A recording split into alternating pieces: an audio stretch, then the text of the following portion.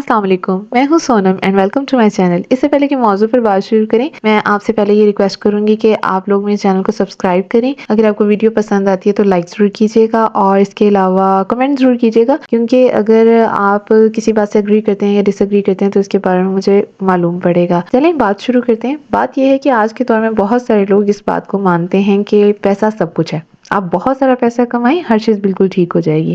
اگر آپ کو لوگ پوچھتے نہیں ہیں، آپ سے بات کرنا پسند نہیں کرتے ہیں، آپ پیسہ کمائیں، اور آپ کے پاس اگر پیسہ ہے تو آپ کی ویلیو ہوگی۔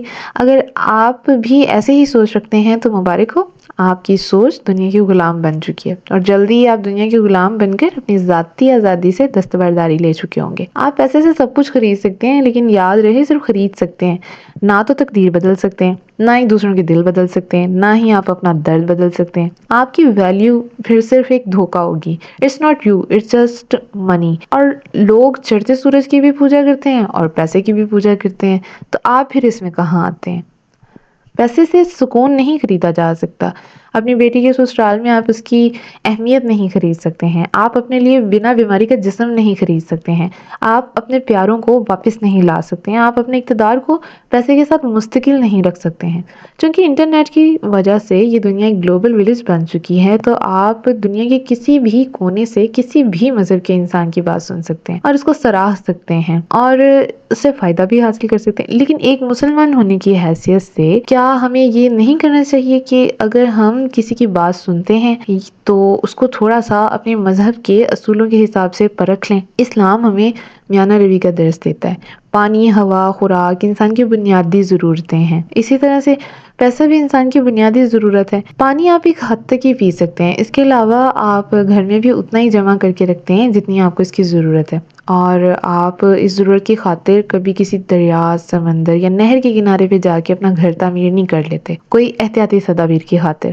تو آسائشوں کو چھوڑ کر ضرورتوں پر فوکس کرنا چاہیے، اور یہی پیسے کی لمٹ ہوئی، اور پھر اسی کو میانہ روی بھی کہیں گے۔ مجھے یہ لگتا ہے کہ پیسے کی بھی قیمت ہوتی ہے، اور وہ قیمت آپ کا وقت ہے، اور وقت بھی زر ہی کی ایک صورت ہے۔ آپ چاہیں تو وقت کو خرچ کر کے بہت سارا پیسہ کمائیں، یا جتنی ضرورت ہے اتنا پیسہ کمائیں، اور پھر محبتیں کمائیں، نیکیاں کمائیں، آسانیاں کمائیں۔ تو یہ ڈیپینڈ کرتا ہے کہ آپ کمانا کیا چاہتے ہیں، اور یہ کہ آپ کے وقت کی قیمت آپ کی قسمت ڈیسائیڈ کرتی ہے، اور قسمت تو پہلے سے ہی لکھی جا چکی ہے، اور آپ کے حصے کا رزق بھی جو بھی ہے، جہاں بھی ہے، جیسے بھی ہے، آپ کو مل ہی جائے گا۔ موت اور رزق آپ کو پتہ ہے کہ آپ کو تلاش کرتے ہیں۔ یہ بھی کہ تقدیر کو دعا کے علاوہ تو کوئی چیز نہیں بدل سکتی، اور میرا یہ خیال ہے کہ آپ رزق میں اضافہ مت مانگیں، کیونکہ رزق تو لکھا جا چکا ہے، بلکہ آپ رزق میں برکت مانگیں۔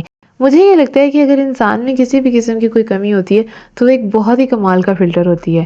وہ آپ کو ایسے لوگوں سے دور رکھتی ہے جو مطلبی ہوتے ہیں، معاملہ پرست ہوتے ہیں۔ تو ایسے میں آپ کے ساتھ وہی لوگ جڑتے ہیں جو آپ کی تمام کمیوں کے ساتھ آپ جیسے بھی ہیں آپ کو ایز اٹ از قبول کرتے ہیں، اور اس طرح آپ دھوکے سے بچ جاتے ہیں، اور بہت تک آپ دھوکوں سے محفوظ رہتے ہیں۔ ڈرامہ سیریل پری ساز سے ایک ڈائلاگ کافی پسند کیا جا رہا تھا، اور اس ڈائلاگ کا نتیجہ یہ نکالا گیا کہ پیسہ ہر مسئلے کا حل ہے، خاص طور پر آدمیوں کے لیے۔